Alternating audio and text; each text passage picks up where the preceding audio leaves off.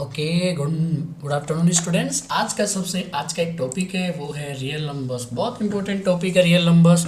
Real numbers में CBSE ने real number को दिए हैं 8 मार्क। सीबीएसई हर साल रियल नंबर से 8 मार्क के क्वेश्चन पूछती है। तो आज हम पढ़ेंगे रियल नंबर।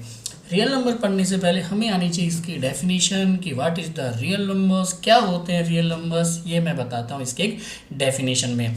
रियल नंबर्स होते हैं वो नंबर जो कंसिस्ट करते हैं रैशनल और इरेशनल नंबर्स को, उनको बोलते हैं हम रियल नंबर्स। तो रैशनल इरेशनल्स क्या होते हैं ये हम पिछली क्लासेस में पढ़ चुके हैं। रैशनल नंबर्स के अंदर इंटीजर्स होते हैं, होल नंबर्स होते हैं, नेचुरल नंबर्स होते हैं, ये भी हम पिछले क्लासेस में पढ़ चुके हैं बस इस स्लाइड में। लेकिन मैंने सभी को एक बार फिर से रिवाइज किया है, आप उनको यहाँ पर देख सकते हो। इस स्लाइड में मैंने सभी को एक बार फिर से एक्सप्लेन किया है, तो आप इस स्लाइड में उनको सबको फिर से एक बार देखेंगे। तो चलो स्टार्ट करते हैं। सबसे पहले नेचुरल नंबर, जो सबसे बेसिक होता है। क्या होते हैं natural number? All positive numbers are call natural number. Simple definition, इसलिए मैं ज़्यादा टाइम इस पर लूँगा नहीं। दूसरा होता है whole numbers, zero plus natural numbers, यानी अगर नेचुरल नंबर में हम जीरो को और ऐड कर दें तो उसको कहेंगे हम होल नंबर। इंटीजर्स क्या होते हैं? विदाउट डेसिमल्स वाले नंबर्स इंटीजर्स होते हैं, मीन्स पॉजिटिव, नेगेटिव और जीरो, इन सबको बोलते हैं हम इंटीजर्स। रैशनल नंबर्स क्या होते हैं? तो ये भी हम यहाँ पर बता रहा हूँ। रैशनल नंबर्स वो होते हैं, वो नंबर जिनको हम पी अपॉन क्यू फॉर्मेशन में लिख सकते हैं, वो होते हैं रैशनल नंबर्स। बट यहाँ पर एक कंडीशन है, क्यू कभी भी जीरो के बराबर नहीं होना चाहिए। तो यहाँ लिखा हुआ है the number can be express in the form of P upon Q या A upon B but B not equal to zero. इन सबको बोलेंगे हम रैशनल नंबर। ये सब हो गए हमारे यहाँ पर। इसके बाद हम चलते हैं कुछ अलग कॉन्सेप्ट पे, डेसिमल्स पॉइंट, जिनको बोलते हैं टर्मिनेटिंग, रिपीटिंग और नॉट टर्मिनेटिंग डेसिमल्स नंबर्स। इनमें कुछ तो होते हैं रैशनल और कुछ होते हैं इरेशनल। पहले मैं आपको इनकी डेफिनेशन बता देता हूँ, फिर आप खुद भी देख पाओगे कि कौन से इसमें रैशनल होते हैं और कौन से इसमें इरेशनल होते हैं। सबसे पहले बोलता हूँ मैं टर्मिनेटिंग डेसिमल्स नंबर्स, यानी वो नंबर जिनका डेसिमल पॉइंट हमको पता हो। यानी डेसिमल्स नंबर्स क्या होते हो? फाइनाइट नंबर्स होते हो। यानी डेसिमल्स के बाद जो नंबर आएंगे वो फाइनाइट हो, तो इनफाइनाइट नहीं, यानी वो काउंटेबल, एक हो, दो हो, तीन हो, चार हो, लेकिन वो काउंटिंग में आते हो। रिपीटिंग डेसिमल्स क्या होते हैं?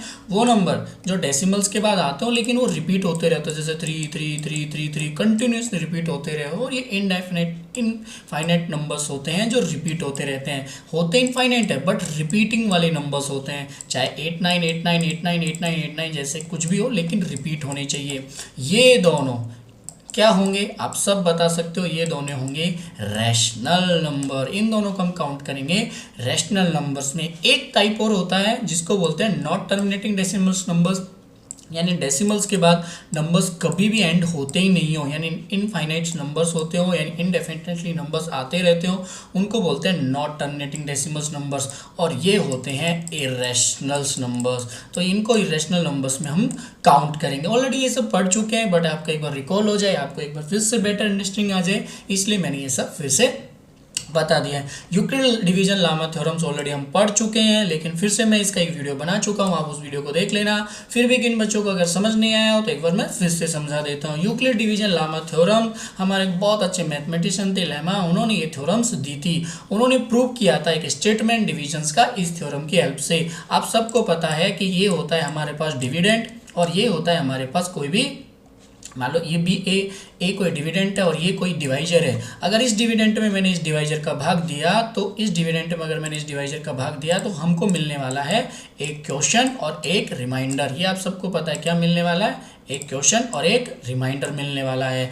तो इसको इन्होंने एक स्टेटमेंट में लिखा और उसी को बोलते हैं हम यूक्लिड डिवीजन लेमा स्टेटमेंट। इस स्टेटमेंट की हेल्प से हम बहुत सारे कॉन्सेप्ट मैथमेटिक्स के सॉल्व कर सकते हैं, वो आप आगे की स्लाइड्स में देखोगे। तो एक्चुअल में इसको लिखते कैसे हैं? बहुत सिंपल, आप इसको देख रहे हो एक डिवीजन जैसा फॉर्मेशन है। इसको लिखने का तरीका क्या है वो भी आपके सामने बहुत सिंपल है लिखने का तरीका। आप सबको पता है कि डिविडेंड जो होता है वो बराबर होता है हमारे पास डिवाइजर और क्वेश्चन के मल्टीपल से, और अगर हम यहाँ पर रिमाइंडर ऐड कर दें तो ये बन जाती है यूक्लिड डिवीजन लेमा थ्योरम।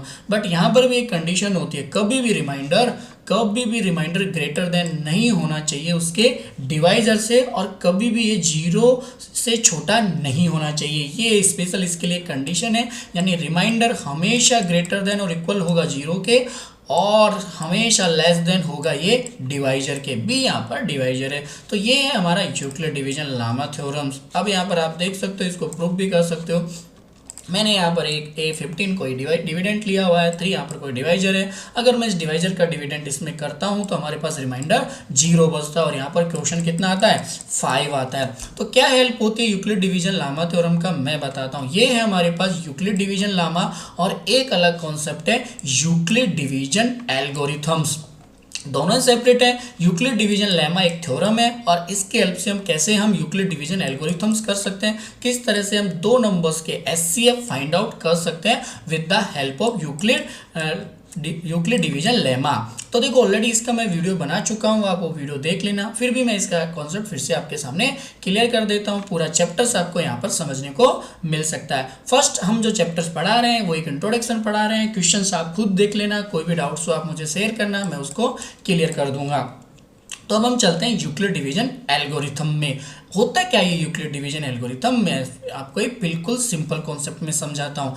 और ये यहाँ पर आपको इस स्लाइड में लिख रहा होगा। हम इसके हेल्प से दो नंबर्स के बीच में हम फाइंड कर सकते हैं उनका एचसीएफ। कैसे फाइंड करेंगे, सिंपल आपको Euclid division lemma theorem apply करना है और वहां तक जाना है जहां तक आपका रिमाइंडर क्या ना हो जाए, 0 हो जाए। यहाँ पर आपको स्टेप लिखे हुए, step 1, step 2, step 3। Last step में रिमाइंडर क्या होना चाहिए, 0 होना चाहिए। बट आपको इससे समझ नहीं आएगा, मैं आपको इसको सिंपल तरीके में समझा देता हूँ। ध्यान से देखना, सिंपल तरीका मैं ABC यूज करके समझा रहा हूँ। तो देखो सबसे पहले मैंने मान लिया कि हमारे पास कोई दो नंबर हैं A और B। ए वाला नंबर बड़ा है बी से, मैं सिंपल एक कॉन्सेप्ट है आपका, ए जो नंबर है वो बड़ा है बी से। तो सबसे पहले स्टेप में हम क्या करेंगे, ए में हम डिवीजन कर देंगे, सिंपल ए में हम डिवीजन कर देंगे बी का। तो हमारे को क्या मिलेगा, एक क्वेश्चन मिलेगा। आप सबको पता है आपको क्या मिलेगा, एक क्वेश्चन मिलेगा और एक रिमाइंडर मिलेगा। एक क्वेश्चन मिलेगा और एक रिमाइंडर मिलेगा। ये हो गया हमारा फर्स्ट स्टेप। इस स्टेप में आप देखो कि रिमाइंडर कितना है, रिमाइंडर 0 नहीं होगा तो हमें नेक्स्ट स्टेप की तरफ जाना पड़ेगा। अगर यहाँ पर रिमाइंडर 0 हो जाता है तो जो क्वेश्चन है हमारा वो हो जाएगा हमारा एचसीएफ। बट अगर इस कंडीशन में रिमाइंडर 0 नहीं है तो हमारा क्वेश्चन ये हमारा, तो इस कंडीशन में रिमाइंडर 0 नहीं है तो हमें नेक्स्ट स्टेप की तरफ जाना पड़ेगा। और वो नेक्स्ट स्टेप क्या है, नेक्स्ट स्टेप में आपको करना क्या है मैं आपको समझा देता हूँ। जैसे सिंपल यहाँ पर लिखा हुआ है, यहाँ पर Q और R, Q यहाँ पर क्वेश्चन है, R यहाँ पर रिमाइंडर है और कोई दो नंबर है C और D। हमने C में डिविडेंट में D का डिवाइजर किया तो हमको मिला रिमाइंडर। पहली कंडीशन में अगर रिमाइंडर 0 हो जाता है तो हमको सिंपल मिल जाता है एचसीएफ, C और D का एचसीएफ क्या मिल जाता है, Q मिल जाता है। बट अगर ये 0 नहीं होता है तो हमें जाना है फिर नेक्स्ट स्टेप की तरफ। और वो नेक्स्ट स्टेप क्या होगा वो मैं आपको एक सिंपल क्वेश्चन की तरफ समझाता हूँ। तो इसके लिए मैं आपको लेके जाता हूँ आपके एनसीईआरटी की बुक में। आप नंबर से जल्दी सीख जाओगे, इसलिए मैं आपका एनसीईआरटी की बुक से समझाने की कोशिश कर रहा हूँ। यहाँ पर आप सिंपल देख रहे हो, ये आपके एनसीईआरटी की बुक है जो मैंने एनसीईआरटी के ऐप पे ओपन की हुई है। तो सिंपल हम यहाँ पे जाते हैं, ये दोनों नंबर्स हैं 455 और 42। सिंपल वैसा ही जहाँ पर हम मैंने बताया था कि दो नंबर हैं ए और बी, तो यहाँ पर भी है। सिंपल हमने 452 में 42 का डिवीजन किया तो हमें 10 क्वेश्चन मिला और 35 रिमाइंडर मिला।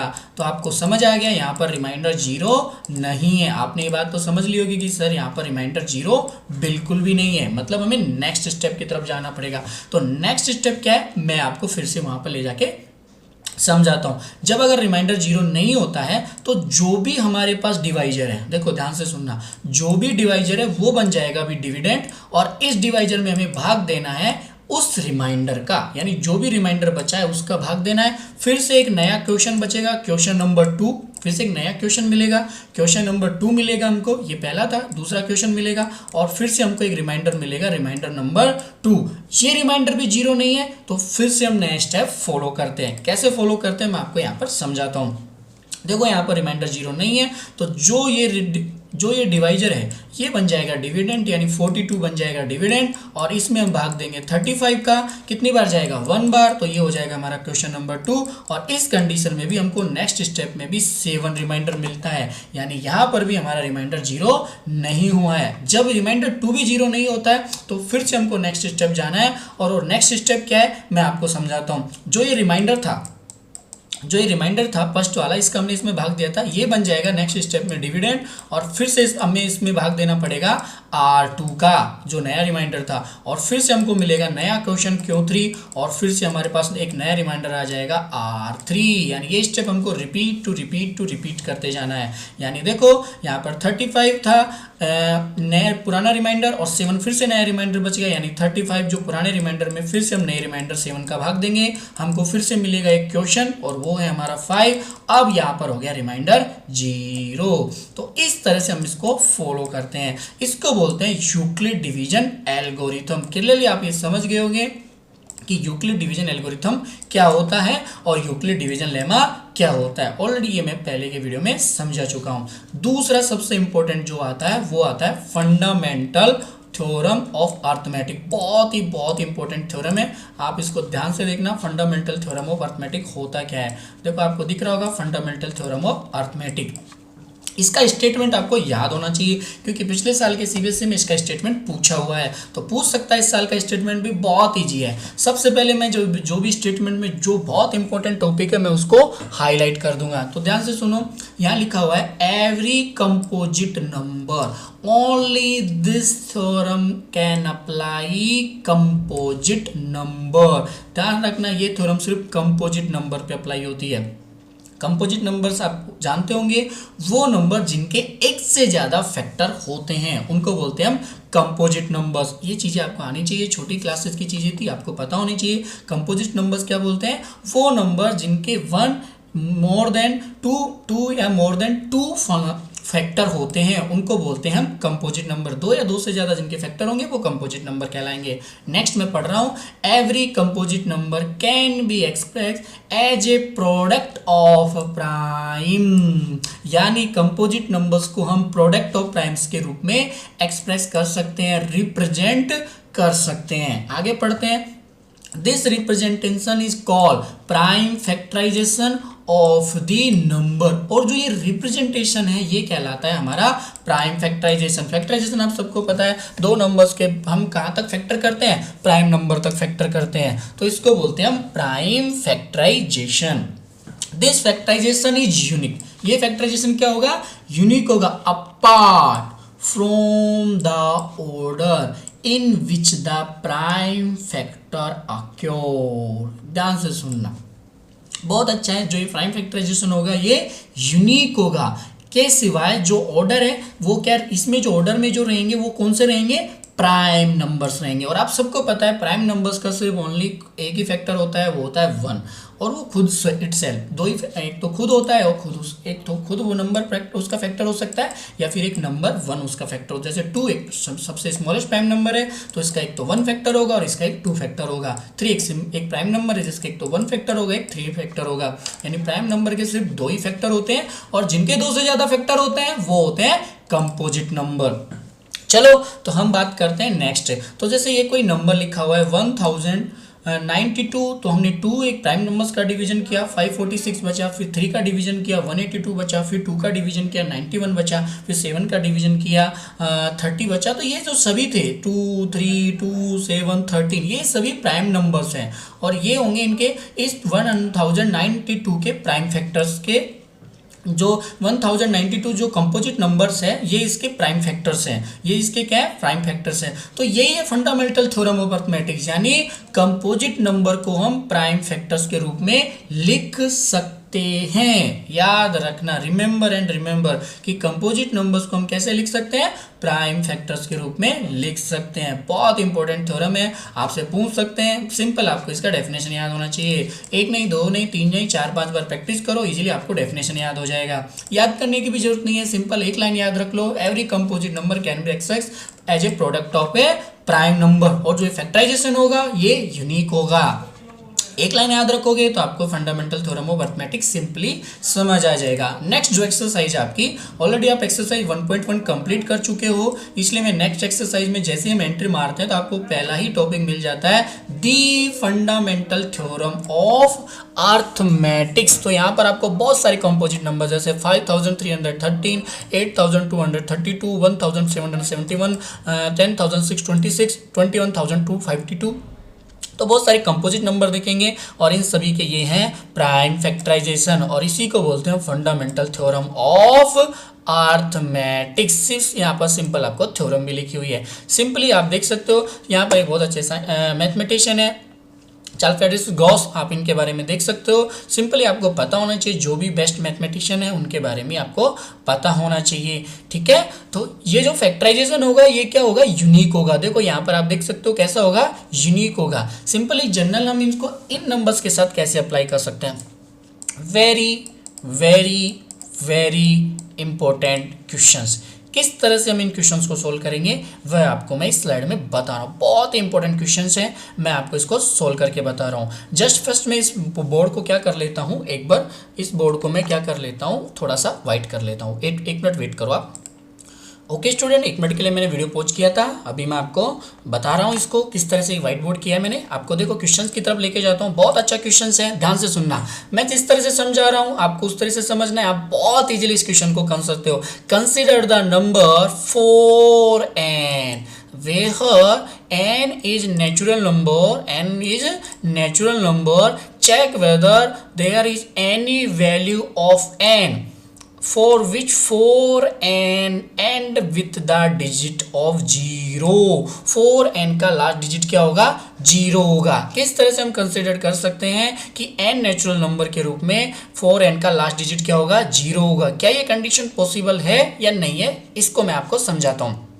सबसे पहले हम आते हैं किसी भी नंबर का लास्ट डिजिट 0 कब होता है, इसके लिए मैं आपको एक सिंपल पूछता हूँ। आप सबको पता है सर, अगर हम 2 प्राइम नंबर को मल्टीपल कर दें और वो 2 प्राइम नंबर है 2 और 5, तो हमको लास्ट डिजिट 0 मिल सकता है।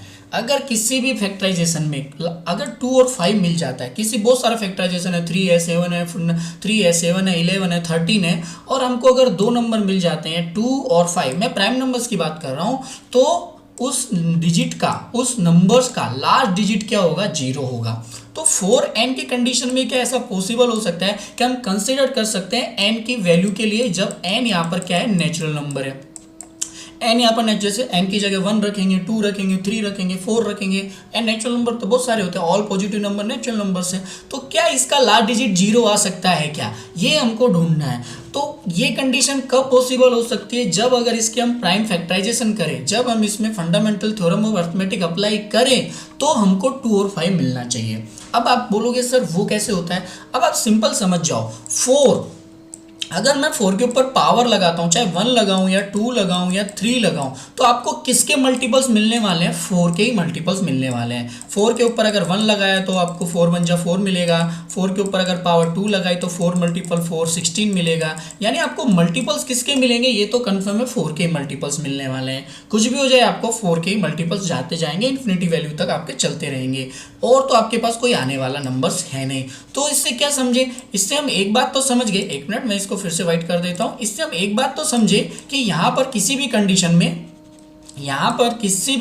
में हमको ना तो 2 दिख रहा है ना 5 दिख रहा है। क्या सर 2 तो दिख रहा है ना, बिल्कुल 2 दिख सकता है। अगर हम 4 के अगर हम फैक्टर करते हैं तो 2 मल्टीपल 2 होता है, बट सिंगल 2 से कुछ नहीं होगा। आपको एक बात ध्यान देनी है, सिंगल 2 से कुछ नहीं होगा। आपको एक बात तो याद रखनी है, सिंगल 2 से कुछ नहीं होगा। 2 के साथ आपको क्या चाहिए, 5 चाहिए, तभी आप उस नंबर का लास्ट डिजिट 0 ला सकते हो। अगर 5 ही नहीं है आपके पास तो उसका लास्ट डिजिट 0 आने की कंडीशन ही आप खो देते हो। क्योंकि आपको पता है अगर कोई भी एक बहुत बड़ा नंबर है, ये कोई नंबर है, अगर मैं इसके फैक्टराइजेशन करता हूं तो प्राइम नंबर्स तो बहुत सारे होते हैं। आप सबको पता है 1 से लेकर 15 तक ही 15 प्राइम नंबर होते हैं, 100 तक 25 प्राइम नंबर्स होते हैं। तो उन प्राइम नंबर में 2 और 5 इकलौते 2 ही ऐसे प्राइम नंबर्स हैं जिनको मल्टीपल करने से 0 आना चाहिए। यानी इस n का जब भी मैं फैक्टराइजेशन करूं तो 2 और 5 मुझे मिलना ही मिलना चाहिए, बट इस कंडीशन में 2 और 5 नहीं आएगा। देखो 4 का मैं फैक्टराइजेशन करता हूं तो क्या आता है, 2 मल्टीपल 2 आता है, और 2 मल्टीपल 2 की पावर n होता है। आप कितना भी फैक्टराइजेशन कितना भी बड़ा कर लो, 4 की पावर 100 लिख दो या 4 की पावर 200 लिख दो, तब कितना भी आप बड़ा इसके ऊपर n की वैल्यू रख दो, हमेशा आपको 4 के मल्टीपल्स मिलेंगे। और 4 के मल्टीपल्स का जब भी आप फैक्टराइजेशन करोगे किसी भी कंडीशन में आपको 5 नहीं मिलेगा। आपको 2 के मल्टीपल्स मिल सकते हैं, आपको 4 के मल्टीपल्स मिल सकते हैं, लेकिन आपको 5 या 5 के मल्टीपल्स नहीं मिलेंगे। यानी 4 की पावर n और यहां पर n is a belong to natural number, तो इस कंडीशन में कभी भी लास्ट डिजिट 0 नहीं होगा। ये मैंने आपको सिंपल समझा दिया है। क्वेश्चन भी ये सही कह रहा है। देखो आप क्वेश्चन में देख सकते हो, मैं इसको ड्रॉ कर रहा हूं, आपको समझा रहा हूं क्वेश्चन में क्या है। क्वेश्चन में भी है consider a number 4n, n क्या है नेचुरल नंबर, तो check whether any value of n की कोई भी वैल्यू आप रख दो, कोई भी वैल्यू रख दो, बट आपको 5 यहाँ पर मिलेगा ही नहीं। तो क्या लास्ट डिजिट 0 हो गया क्या? नहीं, if not possible. Why? Because we know that 5 तभी आ सकता है जब आप 2 मल्टीपल्स 5 के, आप 2 प्राइम नंबर्स के आपको मल्टीपल्स मिलते हो। लेकिन इस कंडीशन में 4n would contain the prime 5, 4 है would not contain the prime number 5। आप यहाँ पर देख सकते हो 4n को मैं लिख दूंगा 2 की पावर 2n। तो इस पूरे के पूरे प्रोसेस में आपको कहीं पे भी 5 नहीं मिलता है, यानी no natural number n 4n end with the last digit of 0। n का ऐसा कोई n की जगह ऐसे कोई नेचुरल नंबर हम लिख कोई भी नेचुरल नंबर लिख दो, एनी नेचुरल नंबर, लेकिन किसी भी कंडीशन में लास्ट डिजिट 0 नहीं आएगा। सर इसको कितना बड़ा कैसे लिखेंगे? इतना बड़ा लिखने की जरूरत नहीं है, आपको सिंपल एक ही लाइन लिखनी है जो मैं आपको समझा रहा हूँ। आपके क्वेश्चन में भी एक ही लाइन लिखनी है, आपको लिखना है 4n belong to capital n belong करता है कैपिटल n। तो वी कंसिडर या वी कैन फाइंड, तो आप लिखना not any value of n for which 4n end for which 4n, any value of n for which 4n end with last digit 0 is not possible. यह possible नहीं है, because I know 2 multiples 5 या 2 multiples 5 if, यही लिखना, ऐसे लिखना, if 4n prime factorization have 2 multiple 5 then find out last digit of 0। But इस condition में 2 multiple 5 आपको कहीं भी नहीं दिखता है। if not get it any 2 multiple 5 number, कोई भी हमें 2 मल्टीपल 5 का नंबर नहीं मिलता है। बहुत सिंपल, आपको समझ आ गया होगा किस तरह से दिया। मैं फिर से इसको रिकॉल कर देता हूँ। ये पूछ रहा है कि भाई 4n है, उसका लास्ट डिजिट 0 होगा, बट आप यहाँ पर देखो कोई भी ऐसा नंबर आएगा ही नहीं। We would not contain the any prime number any 5, कोई भी हम 5 यहाँ पर ढूंढते ही नहीं, कोई भी 5 यहाँ पर आता ही नहीं है। अगर हम इसका प्राइम फैक्टराइजेशन करते हैं n की किसी भी वैल्यू के लिए, n की वैल्यू क्या है यहाँ पर नेचुरल नंबर, n की किसी भी वैल्यू को रखकर हम इसका फैक्टराइजेशन करते हैं तो हमें यहाँ पर कहीं पे भी 2 मल्टीपल्स 5 के मल्टीपल्स नहीं मिलते हैं। सो सिंपल है, no natural number end for which 4n end with digit 0। याद रखना, बहुत सिंपल है, ज़्यादा हार्ड आपके लिए है नहीं, आप इसको हार्ड बनाना मत। सिंपल आप समझ गए हो कि भाई कुछ भी नहीं है, 4n की जगह n की जगह कुछ भी रख दोगे तो हमें इसके फैक्टराइजेशन में कहीं पर भी 5 नहीं मिलता है। 2 तो मिलता है लेकिन 5 नहीं मिलता है, इसलिए 4n का लास्ट डिजिट 0 नहीं होगा। बस आप इतना याद रखो, सिंपल एक लाइन भी याद रखिएगी तो भी आपके लिए प्रूफ है कि भाई 4n में n की कोई भी वैल्यू रख दे हम नेचुरल नंबर में से, कभी भी हमको 2 मल्टीपल 5 नहीं मिलता है, तो मतलब इसका लास्ट डिजिट 0 नहीं होगा। और ऐसा कोई नंबर है ही नहीं इन दोनों प्राइम नंबर के अलावा, ऐसा कोई प्राइम नंबर है ही नहीं इन दोनों प्राइम नंबर के अलावा जो लास्ट डिजिट 0 लेके आ जाए। सिंपल आप यहाँ पर समझ गए होंगे, तो ये मैंने आपको यहाँ पर समझा दिया है। ये यूज किया हमने किसके लिए? फंडामेंटल थ्योरम ऑफ अर्थमेटिक्स के लिए। कुछ एक और एग्जांपल्स है, जैसे यहाँ पर आपको 6 और 20 का एचसीएफ यूज करना है, use the fundamental theorem of arithmetics, यहाँ पर भी यूज करना है fundamental theorem of arithmetics use करके। तो इस तरह से आप सिंपली एक्सरसाइज 1.2 को कर सकते हो। बहुत ईजी एक्सरसाइज है 1.2। आप सिंपली यहाँ पर सारे के सारे क्वेश्चन देखो, यहाँ पर लिखा है check whether 6 end with the digit of 0 for any natural number. Simple आप लिख सकते हो, we know factor of 6 2 multiple 3 power of n and n belong to natural number। n की जगह कोई भी नेचुरल नंबर लिखोगे, we cannot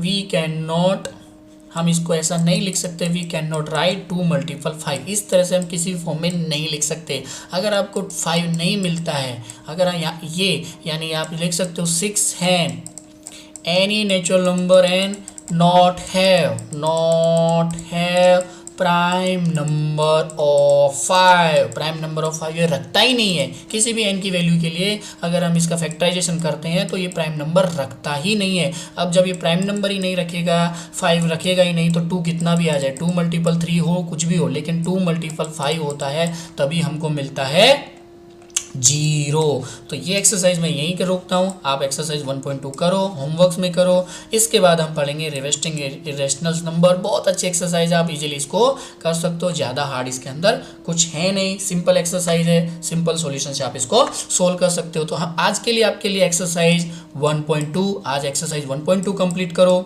कल हम पढ़ेंगे एक्सरसाइज 1.3। अगर इससे रिलेटेड कोई भी डाउट हो तो आप मुझे शेयर करो, ठीक है। अगर आपको कोई लगता है कि सर ये प्रॉब्लम है, ये प्रॉब्लम, तो आप मुझे बता सकते हो, हम इस प्रॉब्लम को सोल्व करेंगे। चलो, thank you and have a nice day.